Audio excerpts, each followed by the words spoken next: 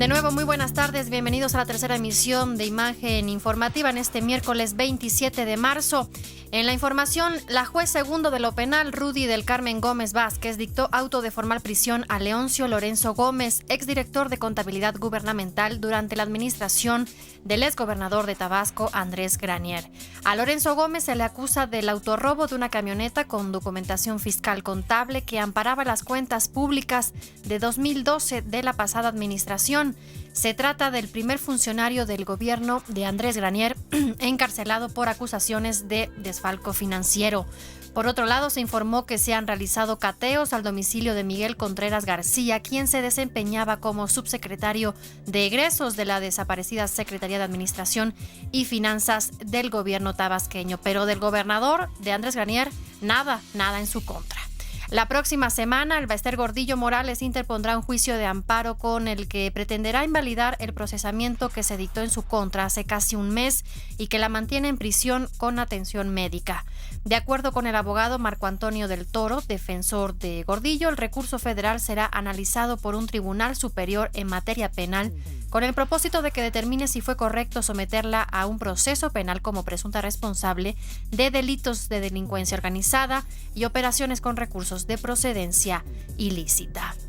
Y en el asunto de los maestros y los bloqueos y movilizaciones en Guerrero, integrantes de la Unión de Pueblos y Organizaciones del Estado entregaron a la Procuraduría de Justicia al director, en este caso del tema de los autodefensas, al director de Seguridad Pública de Tierra Colorada, Óscar Ulises Valle García, y a 14 elementos policíacos más.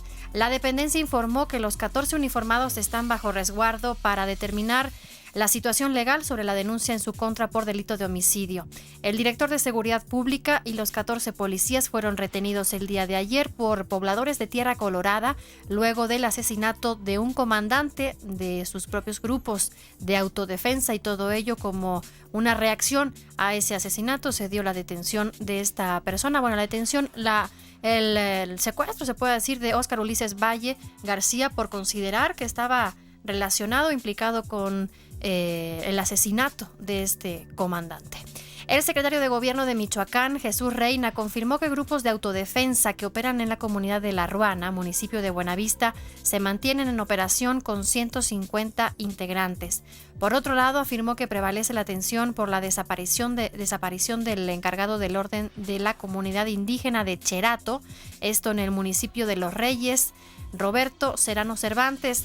Dijo que los habitantes del lugar mantienen retenido ahí también a un funcionario municipal como garantía de que las autoridades darán seguimiento a las investigaciones sobre el paradero del líder secuestrado el pasado fin de semana.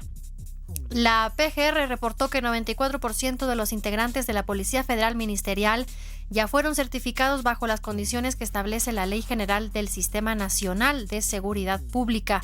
En un comunicado precisó que a enero del presente año estaban registrados en activo un total de 4,021 elementos, lo que significa que cumplieron con el proceso de certificación de 3,779 agentes.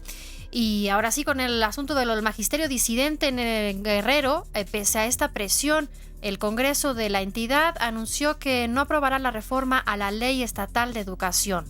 Explicaron que la modificación requiere tiempo para análisis y discusión y porque ante la Semana Santa habrá sesión hasta el martes próximo. El lunes, el gobernador Ángel Aguirre envió la iniciativa de decreto para la reforma y adición a la Ley Estatal de Educación del Estado de Guerrero, que contiene la garantía de la gratuidad de la educación pública, el empleo y los derechos laborales de los trabajadores del sector educativo.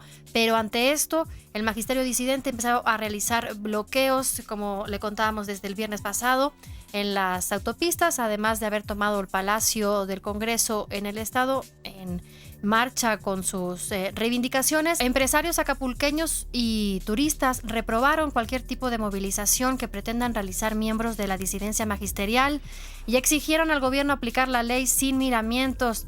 Pidieron al gobernador Ángel Aguirre intervenir en el caso de que puedan tomar de nuevo la ciudad.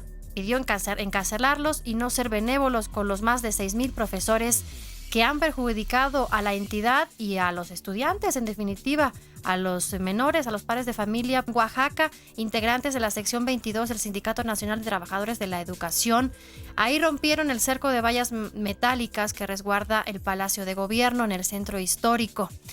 Los maestros acusaron que les cortaron la luz, lo que les impidió operar sus aparatos eléctricos para emitir mensajes y consignas. En tanto, el gobierno estatal y el Comité Ejecutivo Seccional ultiman detalles a la iniciativa de ley para incluir el plan para la transformación de la educación de Oaxaca en las leyes secundarias a la reforma educativa federal. Oaxaca también con los maestros en pie de guerra. El coordinador de los senadores perredistas, Miguel Barbosa, adelantó que se pedirá un periodo extraordinario de sesiones para avanzar en las leyes secundarias en materia educativa y que empiecen a operar en agosto próximo. Nosotros hemos planteado al secretario que tenemos que tener ley secundaria a más tardar en el mes de julio, para poder comenzar a implementarse en el siguiente año escolar. Para eso sí habría extraordinario. Tras el feriado de Semana Santa, el Senado intensificará su trabajo y sacará adelante reformas pendientes como las relativas al fuero y telecomunicaciones, pero sin prisas ni presiones, garantizó Emilio Gamboa, presidente de la Junta de Coordinación Política de la Cámara Alta. Refirió que temas como la responsabilidad hacendaria, la reforma fiscal y el tema energético se legislarán hasta el segundo semestre del año. El presidente de Estados Unidos, Barack Obama, vendrá a México la primera semana de mayo para reunirse con el presidente Enrique Peña Nieto, según confirmó la Secretaría de Relaciones Exteriores. En un comunicado, la dependencia explicó que durante una llamada telefónica, Obama aceptó la invitación de Peña Nieto para refrendar la importancia estratégica de la relación bilateral. El presidente Enrique Peña Nieto aseguró que México aspira a asumir mayor liderazgo y responsabilidad en la agenda internacional, particularmente en las grandes causas para la convivencia humana. Al entregar 22 cartas de naturalización a extranjeros que optaron por la ciudadanía mexicana, el mandatario afirmó que el México moderno e influyente que busca consolidar, debe tener un mayor protagonismo internacional. Un México próspero que pueda crecer de manera sostenida y sustentable.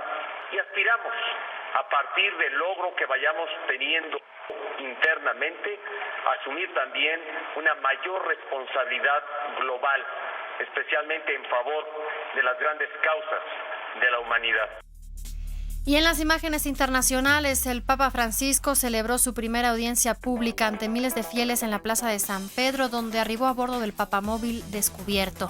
Al finalizar la audiencia, el obispo de Roma expresó su preocupación por la escalada de violencia que ha golpeado desde hace meses a la República Centroafricana y pidió que se alcance una solución política al conflicto. Ahí la República Centroafricana padece una guerra civil en la que hace 2 días los rebeldes de la coalición derrocaron el régimen del presidente François Bozizé tras intensos enfrentamientos que han provocado miles de muertos.